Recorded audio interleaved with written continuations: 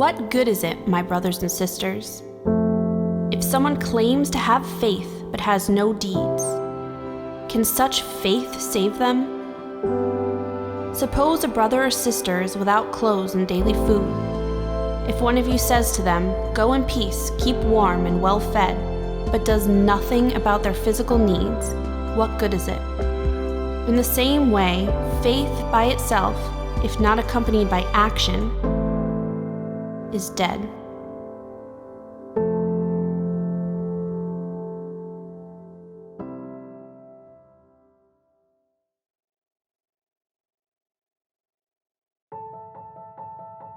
We began meeting on the topic of disaster relief in 2014 with little idea what to do, but we had a heart to serve in this way. Since then, our team has been meeting regularly, planning and praying that God would lead us to the right people in the right place to begin the work of disaster relief. God has been leading us step by step through each part and brought just the right people to our team to make disaster relief operations at Christian Hill what it is today. Our mission is to show the love of Christ by providing disaster relief to our community, to live out our faith by helping those in need in any type of disaster. So what is disaster relief? Disaster relief isn't just a ministry here at Christian Hill. It's more of a way of life.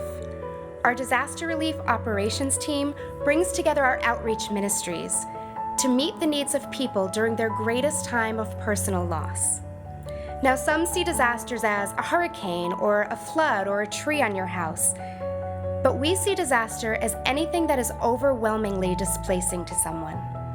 This perspective keeps us focused on meeting the needs of people.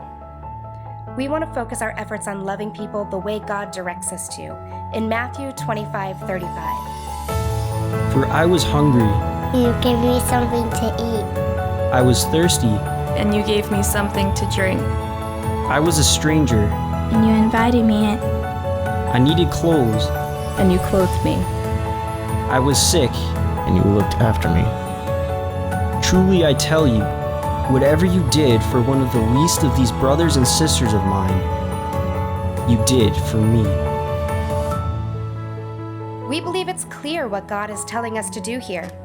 We're focused on providing food, shelter, and clothing. And as people come into our space, we want to make sure we're making meaningful connections with them, sharing our community with them through prayer and counseling. Sometimes people in these situations just need someone to listen to them, and we should be there for that too.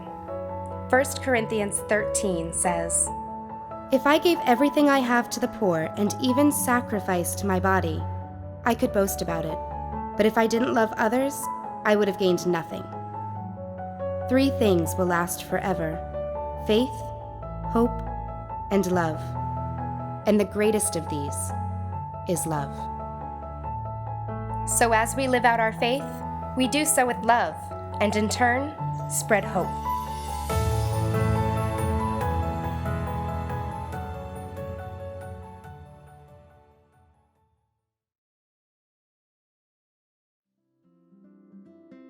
In 2014, we began a partnership with the Red Cross.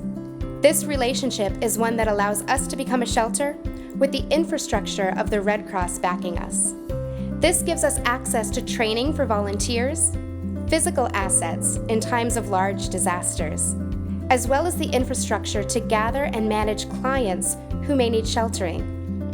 It also provides us with the wisdom of people who have been sheltering for a long time.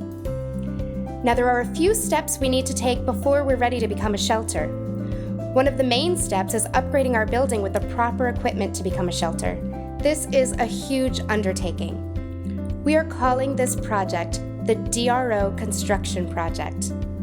There are 5 parts to this project: installing a generator, renovating the kitchen, installing tile in the eating area, installing showers and laundry facilities, and lastly, making security modifications.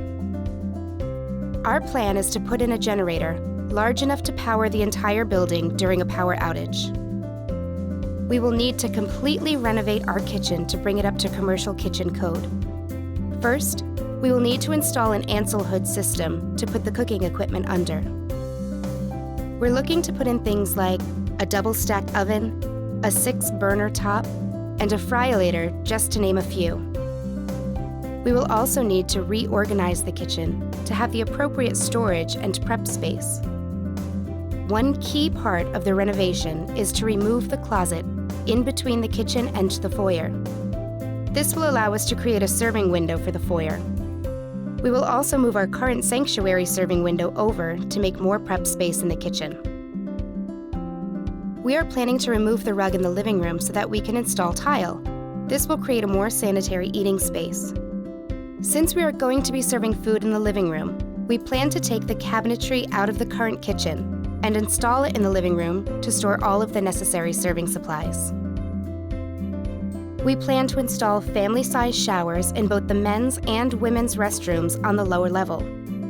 We will make the handicap stalls larger and install the showers within them.